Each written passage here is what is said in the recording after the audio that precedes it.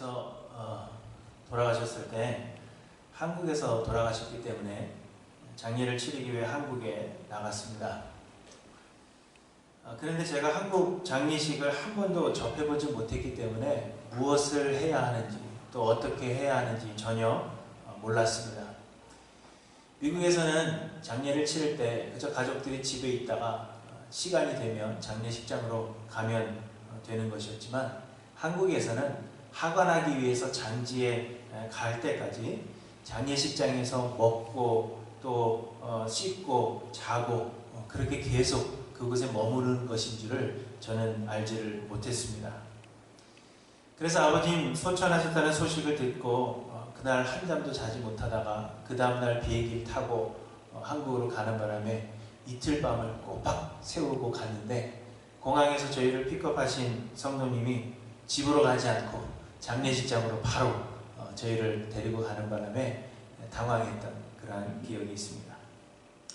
그리고 또 장례식장에 도착하자마자 그곳에서 검은 양복을 갈아입고 그때부터 조문객들을 맞아서 인사하고 그래서 한 4일 동안을 잠을 제대로 자지 못했던 그런 기억이 있습니다. 이렇게 처음 접하는 그 장례 문화를 잘 알지 못해서 준비를 잘 하지 못했기 때문에 무척이나 고생을 해야만 했습니다. 그런데 그 중에서 제일 당황스러웠던 기억은 장지에 갔던 그러한 기억입니다. 하관하기 위해서 장지로 가는 날인데 한 성도님이 산에 가는데 날씨가 좋지 않으니까 단단히 준비하십시오. 그렇게 이야기를 하시는 것입니다. 그런데 미국에서는 장지가 다 평지죠.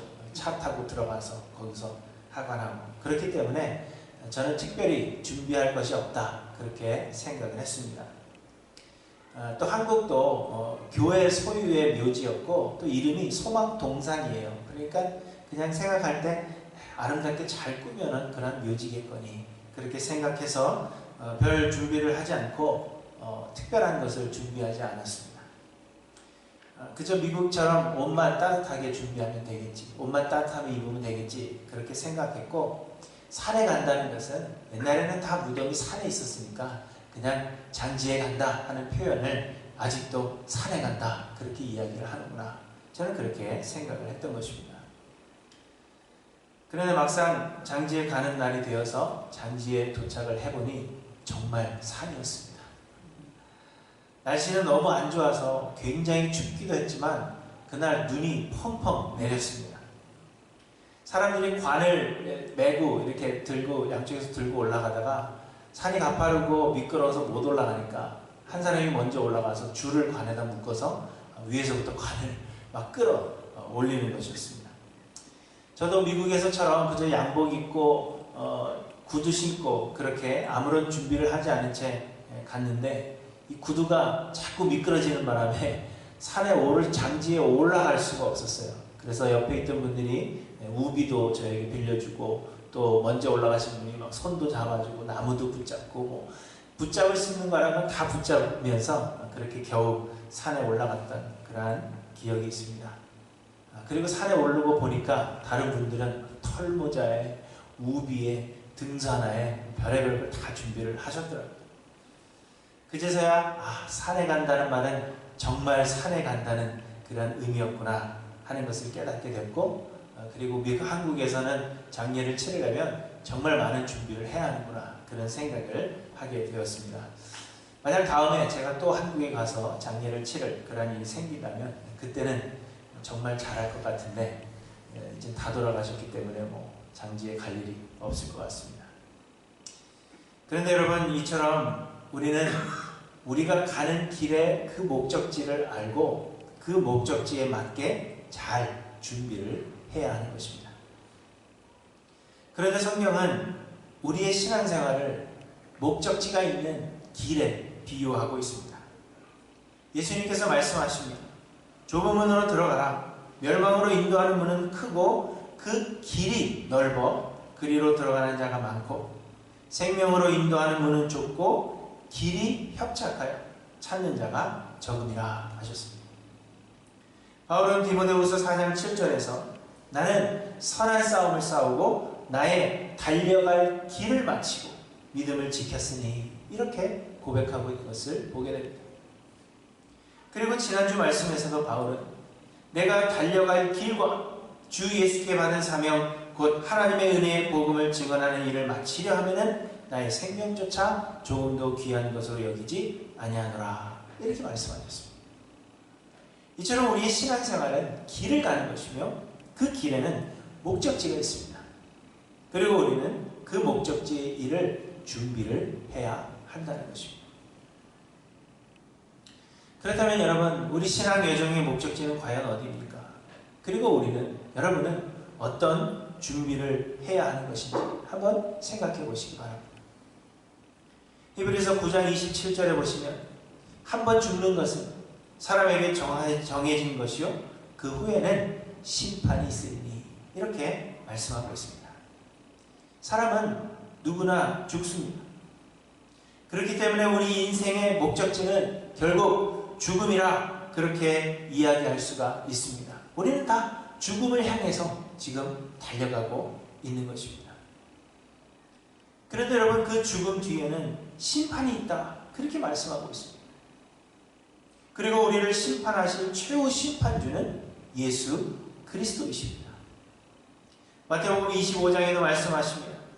인자가 자기 영광으로 모든 천사와 함께 올 때 자기 영광의 보좌에 앉으리니 모든 민족을 그 앞에 모으고 각각 구분하기를 목자가 양과 염소를 구분하는 것 같이 하여 양은 그 오른편에 염소는 왼편에 두리라.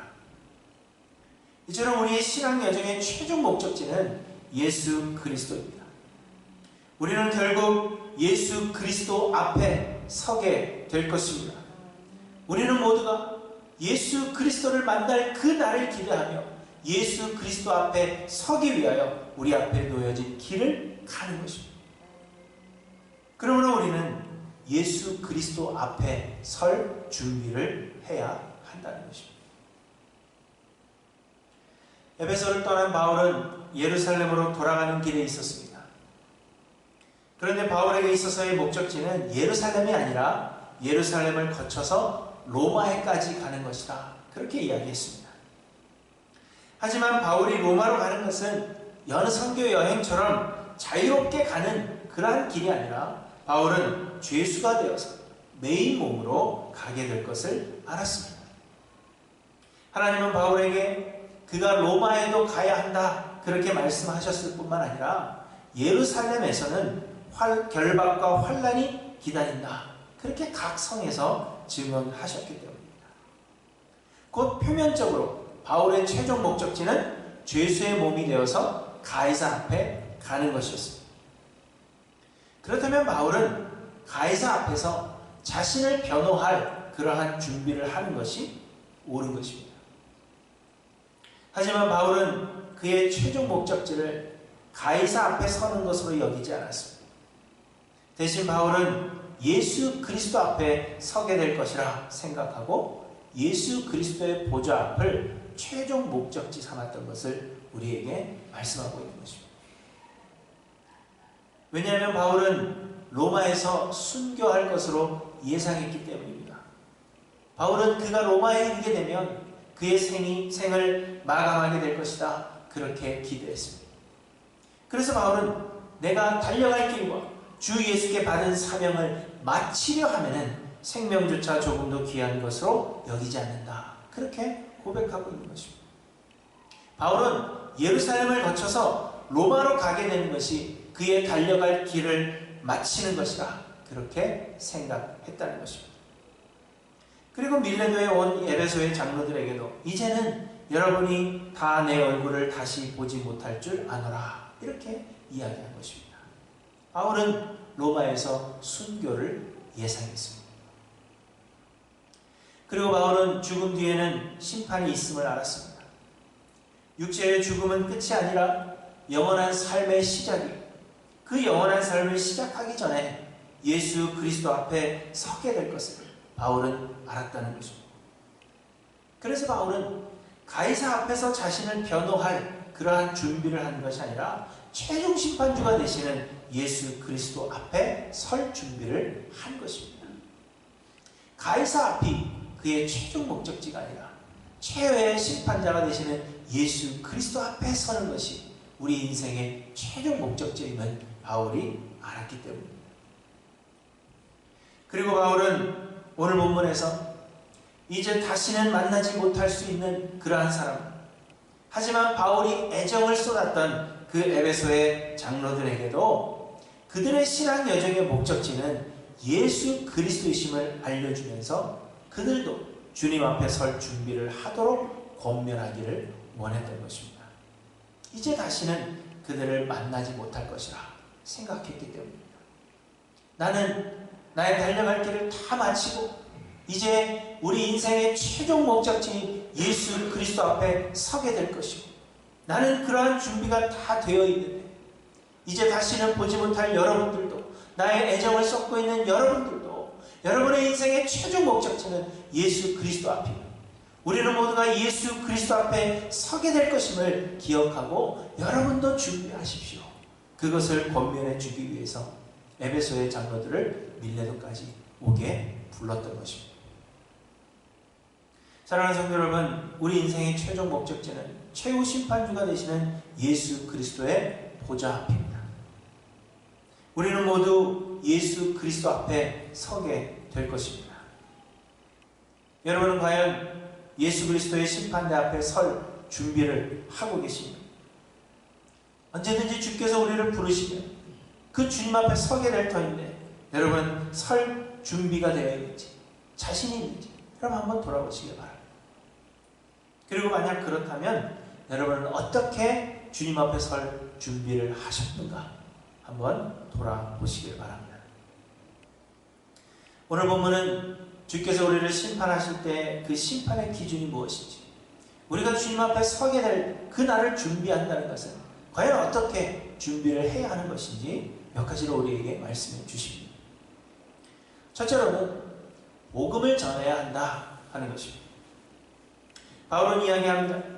아시아에 들어온 첫날부터 지금까지 내가 항상 여러분 가운데서 어떻게 행하였는지를 여러분도 아는 바니 곧 모든 겸손과 눈물이며 유대인의 관계로 말미암아 당한 시험을 참고 주를 섬긴 것과 유익한 것은 무엇이든지 공중 앞에서나 각 집에서나 거리낌 없이 여러분에게 전하여 가르치고 유대인과 헬라인들에게 하나님께 대한 회개와 우리 주 예수 그리스도께 대한 믿음을 증언한 것이다. 이렇게 이야기합니다. 이 말씀을 정리해 보면 바울은 아시아에 있을 때, 에베소 지역에 있을 때 유대인들로 인한 많은 어려움이 있는 가운데에서도 열심으로 복음을 전했다. 나는 복음 전하는 일에만 집중했다. 그것을 이야기하고 있는 것입니다. 왜냐하면 복음을 전하는 것이 하나님께서 바울에게 주신 사명이었기 때문이라는 것입니다. 그래서 바울은 내가 달려갈 길과 주 예수께 받은 사명, 곧 하나님의 은혜의 복음을 증언하는 일을 마치려 하면은 나의 생명조차 조금 더 귀한 것으로 여기지 아니하노라. 이렇게 고백하고 있는 것입니다. 바울은 그저 어려울 때나 기쁠 때나 또 힘든 일이 있을 때나 어느 때든지 복음 전하는 일에만 온 정성을 집중했던 것을 이야기하고 있는 것입니다. 나는 어려움이 많았지만 그럼에도 불구하고 복음 전하는 일에 힘썼다. 그렇게 고백하고 있는 것입니다.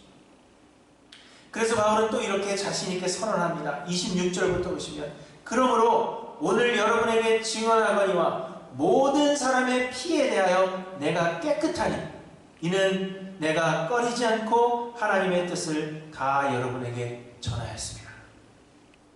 모든 사람의 피에 대하여 내가 깨끗하다. 그렇게 고백하고 있는 것입니다. 모든 사람의 피에 대하여 깨끗하다 하는 것이 무슨 의미인지는 에스겔 33장을 보시면 이해할 수가 있습니다. 에스겔 33장에 보시면 하나님께서 말씀하십니다. 인자야, 너는 내 민족에게 말하여 이르라.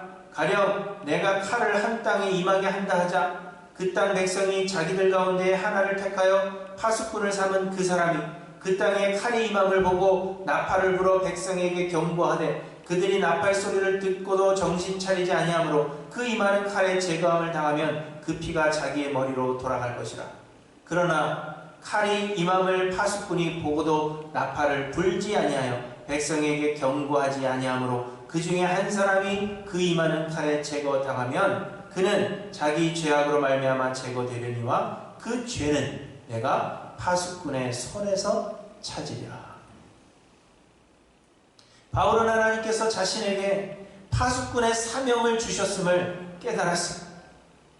사람이 복음을 받아들이든지 받아들이지 않든지 그것은 개인의 책임이지만 파수꾼으로서 복음을 전하는 것이 바울의 사명입니다. 복음을 전하지 않음으로 인해서 한 사람이라도 예수를 믿지 못하였다면 그 사람의 피해에 대하여 바울에게도 책임이 있다는 이 말씀을 바울은 깨달았다는 것입니다.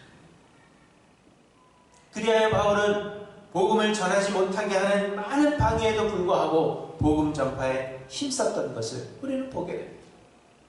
복음을 받아들이지 않으면 옷에 먼지를 털어버리면서 책임이 없다는 것을 분명하게 했고, 그리고 반대가 심하면 심할수록 그곳에 더 오래 머물면서 복음을 전하였을 뿐만 아니라 혹은 제자를 따로 세워서 복음을 전했던 것을 성경이 우리에게 말씀해 주고 있는 것입니다.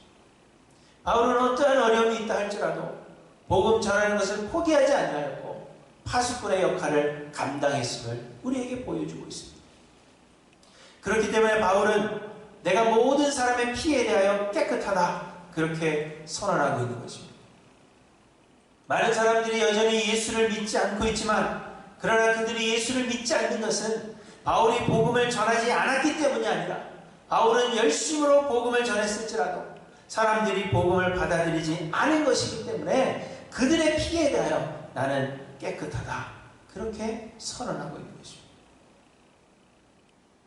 여러분, 이처럼 주님은 복음을 전했는지 아닌지를 심판의 기준 삼으십니다. 왜냐하면 그것이 하나님께서 바울뿐 아니라 우리 모든 믿는 자들에게 주시는 이 땅에서의 사명이기 때문입니다. 마태복음 28장에 예수님께서 제자들에게 사명을 주십니다. 하늘과 땅의 모든 권세를 내게 주셨으니 그러므로 너희는 가서 모든 민족을 제자로 삼아 아버지와 아들과 성령의 이름으로 세례를 베풀고 내가 너희에게 분부한 모든 것을 가르쳐 지키게 하라.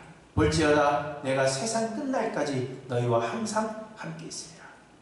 우리는 이것을 가르쳐서 대사명이다 그렇게 이야기합니다. 하나님께서 어떤 특별한 사람들에게만 주신 사명이 아니라 우리 모든 믿는 자들에게 주시는 사명이라는 것입니다. 사랑하는 성도 여러분, 파수꾼의 이 사명을 여러분들은 잘 감당하고 계십니까? 여러분은 모든 사람들의 피해에 대하여 나는 깨끗하다 그렇게 자신 있게 고백할 수 있는지 한번 돌아보셔야 합니다. 주 예수 그리스도 앞에 설 그날을 준비합니다. 예수님 앞에 설 그날을 우리가 준비하면서 여러분 도대체 무엇을 준비하고 계시는지 돌아보셔야 합니다. 나는 모든 사람의 피해에 대하여 깨끗한지, 하나님께서 나로 하여금 만나게 하시고 관계하게 하신 모든 사람의 그 피해에 대해 나는 깨끗하며 그들에게 그리스도의 복음을 어떠한 경우에도 담대하게 전해야 하는가 돌아보셔야 한다는 것입니다. 여러분, 주님은 복음 전파의 이 사명으로 우리를 심판하신다 하는 것을 여러분 기억하셔서 주님 앞에 설 그날을 준비하시는 저 여러분들이 되시길 바랍니다. 둘째로는 교회를 잘 보살펴야 합니다. 복음 전파의 사명에 대해서 이야기한 바울은 에베소의 장로들에게 교회를 잘 보살필 것에 대하여 당부합니다. 본문 29절에 보시면 내가 떠난 후에 사나운 이리가 여러분에게 들어와서 그 양떼를 아끼지 아니하며 또한 여러분 중에서도 제자들을 끌어 자기를 따르게 하려고 어그러진 말을 하는 사람들이 일어날 줄을 내가 아노라 이렇게 이야기합니다. 그렇기 때문에 사나운 이리들이 들어올 것이기 때문에 교회를 잘 보살피십시오 그렇게 부탁하고 있는 것입니다. 우리가 사는 이 세상은 우리의 영원한 집이 아닙니다. 예수님은 마가복음 13장에서 천지는 없어질 것이라 그렇게 분명하게 말씀하고 계십니다. 이 세상은 하나님의 정하신 때가 되면 사라지게 될 것이고 하나님의 택하신 백성들은 하나님께서 예비하신 새 하늘과 새 땅으로 옮기움을 받게 될 것입니다. 여러분, 이 세상은 아무리 발전한다고 하더라도 아무리 좋은 세상이 된다 하더라도 우리의 영원한 집이 아니면 곧 사라지게 될 것입니다. 그래서 하나님은 이 세상을 악한 영들의 권세 안에 두셨습니다. 왜냐하면 세상은 영원한 것이 아니며 곧 사라질 것이기 때문입니다. 물론 모든 것이 하나님의 주권 아래 있고 여전히 하나님의 허락하심이 없이는 악한 영의 세력들이라고 하더라도 아무것도 할 수 없지만, 요한계시록 20장에 보시면 하나님은 뜻하신 바가 있으셔서 악한 영의 세력들로 사람들을 미혹하도록 허락하셨다는 것을 우리에게 말씀하고 있습니다. 아마도 하나님은 하나님의 택하심을 받은 참된 성도들을 구별하시기 위해서 악한 영들의 미혹을 허락하신 것으로 그렇게 여겨지는 것입니다. 그래서 세상에서 우리들은 이 악한 영의 세력들에게서 미혹을 받습니다. 이는 주님 다시 오실 날이 가까워 올수록, 곧 우리가 주님 앞에 설 그날이 가까워 오면 가까이 올수록 미혹하는 일이 더욱더 많을 것이라고 우리에게 말씀하고 있습니다. 마태복음 24장에 보시면 예수님께서 이 마지막 때에 대해서 말씀하시면서 이렇게 말씀하십니다. 너희가 사람의 미혹을 받지 않도록 주의하라. 많은 사람이 내 이름으로 와서 이르되 나는 그리스도라 하여 많은 사람을 미혹하리라. 이렇게 말씀하십니다. 하지만 하나님은 믿는 자들이 미혹을 받지 않도록 양떼를 보호할 그 사명을 우리 교회와 성도들에게 주신 것입니다. 그래서 28절부터 바울은 여러분은 자기를 위하여 또는 양떼를 위하여 삼가라. 성령이 그들 가운데 여러분을 감독자로 삼고 하나님이 자기 피로 사신 교회를 보살피게 하셨느니라. 이렇게 우리에게 말씀하고 있는 것입니다. 우리는 교회, 우리 성도들을 세상의 미혹으로부터 보호하고 보살펴야 할 사명이 있는 것입니다. 하지만 여러분, 교회를 잘 보살피는 것은 결코 쉬운 일이 아닙니다. 왜냐하면 세상의 악한 영들의 세력이 강하기 때문입니다. 그래서 바울은 31절에 여러분이 일깨어 내가 3년이나 밤낮 쉬지 않고 눈물로 각 사람을 훈계하는 것을 기억하라. 이렇게 말씀하십니다. 그리고는 32절에 지금 내가 여러분을 주와 및 그 은혜의 말씀에 부탁하노니 그 말씀이 여러분을 능히 든든히 세우사 거룩하게 하심을 입은 모든 자 가운데 기업이 있게 하시리라. 이렇게 말씀하십니다. 우리는 결코 악한 영의 세력보다 강하지 않습니다. 우리는 악한 영의 세력보다 내가 강하고 언제든지 내가 의지만 있으면 이겨낼 수 있을 것이라 그렇게 생각하지만 여러분, 착각하지 마십시오. 우리는 그렇게 강한 존재들이 아닙니다. 악한 영의 세력들은 우리가 생각하는 것보다도 훨씬 강한 힘을 가지고 있습니다. 그래서 교회를 보살피는 일은 우리의 힘으로 할 수 있는 일이 결코 아니라는 것입니다. 그래서 바울은 교회와 성도들을 주께 의탁하기 위하여 밤낮으로 쉬지 않고 눈물로 기도했다. 그렇게 말씀하고 있는 것입니다. 너무도 힘든 일이기 때문에, 내 힘으로는 감당할 수 없는 일이기 때문에, 그래서 주께 의탁하기 위하여 내가 3년이나 밤낮 쉬지 않고 눈물로 기도하며 각 사람을 훈계했다는 것을 이야기하고 있는 것입니다. 바울은 빌립보서 4장에서 아무것도 염려하지 말고 다만 모든 일에 기도와 간구로 너희 구할 것을 감사함으로 하나님께 아뢰라. 그리하면 모든 지각에 뛰어난 하나님의 평강이 그리스도 예수 안에서 너희 마음과 생각을 지키시리라. 이렇게 말씀하고 있는 것입니다. 우리가 하는 것이 아닙니다. 우리의 힘으로 교회를 보살필 수 없어요. 우리는 하나님께 모든 것을 의탁해야 하며, 그래서 눈물로 기도하는 그 기도와 간구가 우리에게 필요한 것입니다. 또한 바울은 하나님의 말씀을 강론하는 일에 힘썼다는 것입니다. 왜냐하면 성령께서 말씀 안에서 역사하시기 때문에 하나님의 말씀은 성도를 든든히 세우기 때문입니다. 바울이 사람들을 세우는 것이 아니라 바울이 하나님의 말씀을 전할 때 하나님의 말씀 안에 역사하시는 성령께서 사람들을 든든히 세우시는 것입니다. 히브리서 4장 12절에 하나님의 말씀은 살아있고 활력이 있다. 그렇게 우리에게 말씀하십니다. 여러분, 이처럼 주님은 교회를 잘 보살폈는지의 그 여부로 우리를 심판하실 것임을 우리에게 말씀하고 있는 것입니다. 사랑하는 성도 여러분, 그런데 여러분은 세상의 사나운 이리들로부터 교회를 지키며 하나님의 양떼를 지키며 이 성도들을 지키기 위해서 교회를 잘 보살폈다. 여러분 그렇게 생각하십니까? 교회와 성도들을 위해서, 우리에게 맡겨주신 우리 이웃을 위해서 여러분 얼마나 기도하셨습니까? 교회를 위해서, 성도를 위해서 많은 이야기를 하며 많은 생각을 이야기하고 우리의 의견을 내지만 여러분 얼마나 교회를 위해서 또 성도를 위해서 얼마나 많은 눈물을 흘려가며 기도하셨는지 돌아보셔야 한다는 것입니다. 하나님의 말씀의 참된 의미를 깨닫고 그 말씀이 바르게 전하여지기를 여러분 얼마나 간절히 바라고 소망하셨습니까? 제가 일주일이면, 요즘은 뭐 일주일에 몇 번 설교 안 하지만 일주일이면 수없이 여러분들에게 설교하는데 하나님의 말씀이 바르게 전하여지기 위해서 여러분 얼마나 기도하며 이 자리에 참여하십니까? 돌아보셔야 한다는 겁니다.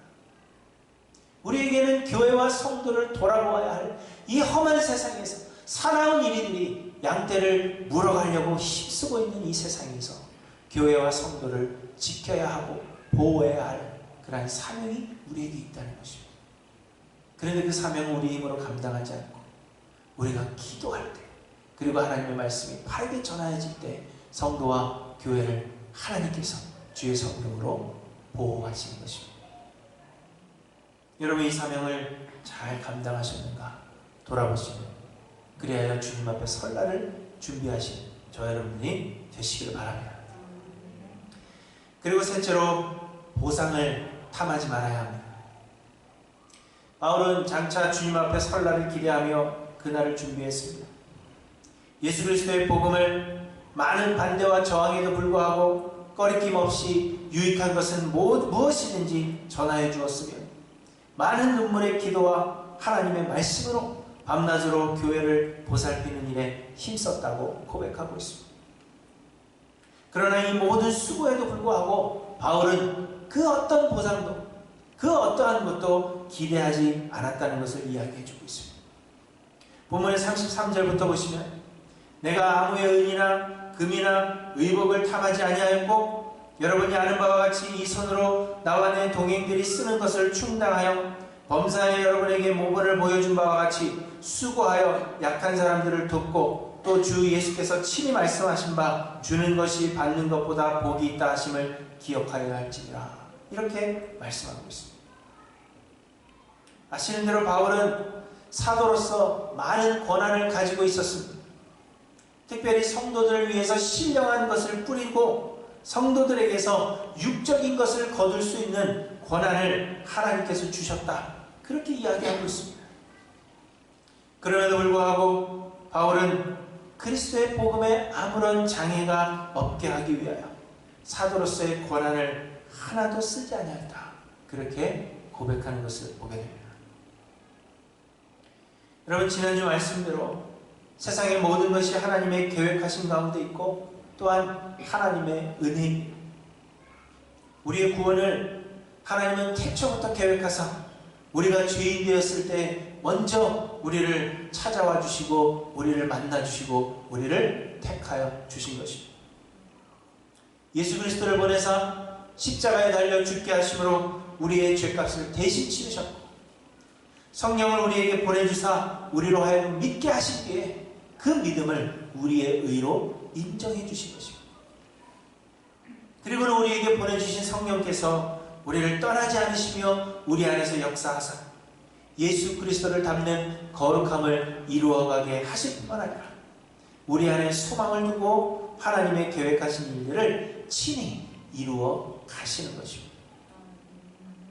그러므로 여러분 구원도 우리에게는 공로가 없으며 우리의 모든 행함도 우리가 스스로 행한 것이 아닌 하나님의 역사하심이요 은혜입니다.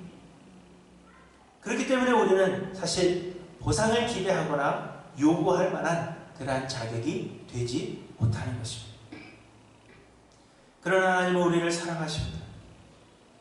우리는 하나님께 보상을 요구할 그러한 자격이 되지 못하지만 하나님은 우리의 작은 섬김을 큰 것으로 여기사 우리에게 큰 것으로 갚아주시는 그러한 하나님이십니다. 그러나 여러분, 하나님께서 우리에게 주신다고 하면 그것은 은혜요. 그리 아니하신다 할지라도 우리는 하나님께서 우리에게 주신 그 사명을 다할 뿐이라는 것을 여러분 잊지 않고 기억하시길 바랍니다. 하나님께서 우리에게 베푸신 모든 것이 은혜이기 때문에 하나님은 우리가 어떠한 보상을 바라며 일하는 것을 기뻐하지 않으십니다. 예수님께서 말씀하셨습니다. 너희 중 누구에게 밭을 갈거나 양을 치거나 하는 종이 있어 밭에서 돌아오면 그더러 곧 와 앉아서 먹으라 말할 자가 있느냐? 도리어 그더러 내 먹을 것을 준비하고 띠를 띠고 내가 먹고 마시는 동안에 수종 들고 너는 그 후에 먹고 마시라 하지 않겠느냐? 명한 대로 하였다고 종에게 감사하겠느냐? 이와 같이 너희도 명령받은 것을 다 행한 후에 이르기를 우리는 무익한 종이라. 우리가 하여야 할 일을 한 것뿐이라 할지니라. 사랑하는 성도 여러분, 주님은 복음 전파의 사명과 교회를 보살피는 사명으로 우리를 심판하실 것인데, 하나님은 우리의 그 섬김이 보상을 바라지 않는 순수한 섬김인지를 보심으로 그것을 우리를 판단하신다는 이 사실을 여러분 잊지 않고 기억하시길 바랍니다. 우리가 바라지 않아도 하나님은 항상 우리에게 좋은 것으로 채워주시는 분이십니다. 그러므로 보상을 바랄 것이 아니라, 어떤 복을 기대하거나 세상에서의 어떤 것을 기대하는 것이 아니라 순수한 마음으로 주의 은혜에 보답하는 저와 여러분들이 되시길 바랍니다. 예루살렘을 거쳐서 로마에 가기를 계획한 바울은 가이사가 아닌 예수 그리스도 앞에 서게 될 것을 알았습니다. 그래서 바울은 주님 앞에 부끄러움이 없이 서기 위한 그러한 준비를 함과 동시에 다시는 얼굴을 보지 못할 그 사랑하는 성도들에게도 주님 앞에 서야 할 때가 있음을 기억하고 그날을 준비하도록 권면하고 있는 것이 오늘 본문의 내용입니다. 한 번 죽는 것은 사람에게 정해진 것이요, 그 후에는 심판이 있습니다. 인생의 최종 목적지는 예수 그리스도이며 우리는 모두 주님 앞에 서게 될 것입니다. 그날이 언제일지는 알지 못하죠. 오늘이 될지 내일이 될지 언제인지 주께서 우리에게 맡기신 그 사명을 다하는 그날 우리는 언젠가 주님 앞에 서게 될 것입니다. 그런데 여러분, 주님 앞에 설 준비를 하고 계십니다. 주님은 우리를 심판하시지만 주일 예배를 빼먹지 않았는지, 헌금을 얼마나 많이 했는지, 얼마나 많은 일들을 했고 또 선교는 몇 번이나 다녀왔는지, 이러한 것들로 우리를 심판하지 않으십니다. 얼마나 많은 지식을 가지고 있었는지 하나님은 시험 봐서 우리를 판단하시는 그러한 분이 아님을 우리에게 말씀하고 있습니다. 다만 우리에게 주신 사명, 복음의 전파와 교회를 보살피는 이 사명에 우리가 얼마나 신실했는지, 그리고 그 사명을 감당하는 데 있어서 우리가 얼마나 순수했는지, 그것을 통하여 우리를 심판하실 것임을 우리에게 말씀하고 있습니다. 바라기는 우리가 언젠가 주님 앞에 서게 될 것이라 하는 이 사실을 여러분이 인식하시고 주님 앞에 설 그날을 준비하고 마지막 날에 기쁨으로 예수 그리스도를 맞이하시는 하나님께 모든 성도님들이 되시기를 주님의 이름으로 간절히 축원합니다. 기도하십시오.